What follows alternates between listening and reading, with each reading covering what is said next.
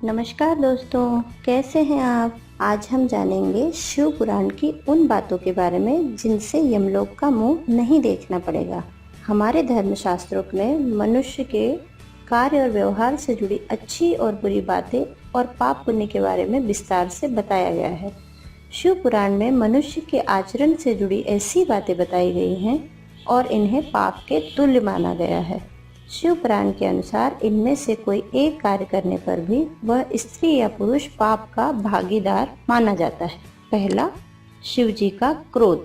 ऐसा व्यक्ति हमेशा ही शिव के कोप का भाजन होगा और कभी भी सुखी जीवन व्यतीत नहीं कर सकता। यहाँ तक कि आप अपने मस्तिष्क में जो सोच रहे होते हैं वह भी भगवान से छुपा नहीं है। इसलिए भले ही बात और व्यवहार में अपने किसी को नुकसान न पहुंचाया हो, लेकिन अगर मन में किसी के प्रति कोई दुर्भावना है या आपने किसी का अहित सोचा हो तो यह भी पाप की श्रेणी में ही आता है। अगला, पर स्त्री या पर पुरुष पर नजर। दूसरों के पति या पत्नी पर बुरी नजर रखना या उसे पाने की इच्छा करना भी पाप की श्रेणी में रखा गया है।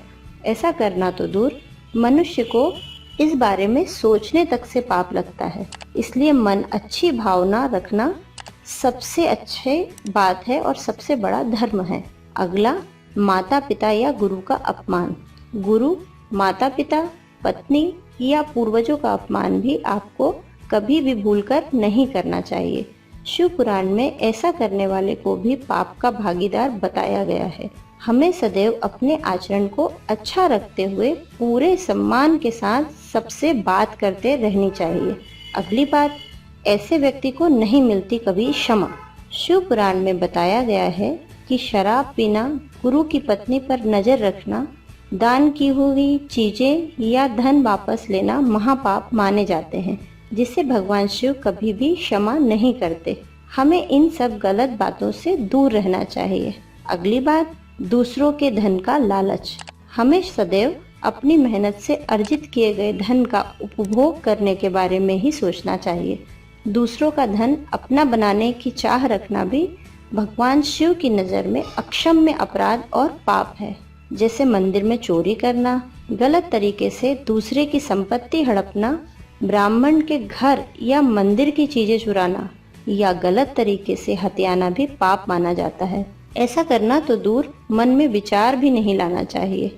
इसके अलावा सज्जन व्यक्ति के साथ ऐसा बर्ताव, किसी भोले भाले और निरपराध इंसान को कष्ट देना, उसे नुकसान पहुंचाने या धन संपत्ति लूटने या उसके लिए बाधाएं पैदा करने की योजना बनाना या ऐसी सोच रखना भगवान शिव की नजरों में हर हाल में माफी न देने योग्य पाप है।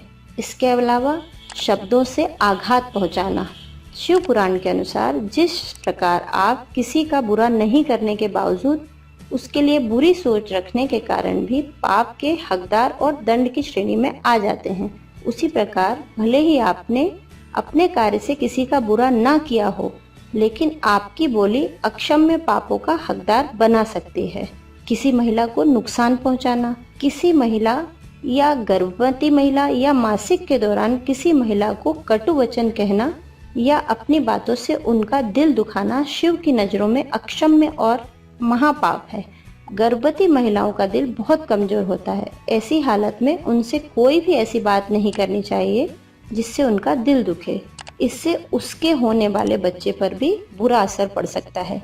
आज के लिए बस इतना ही। फिर मिलेंगे अगले नए वीडियो के साथ।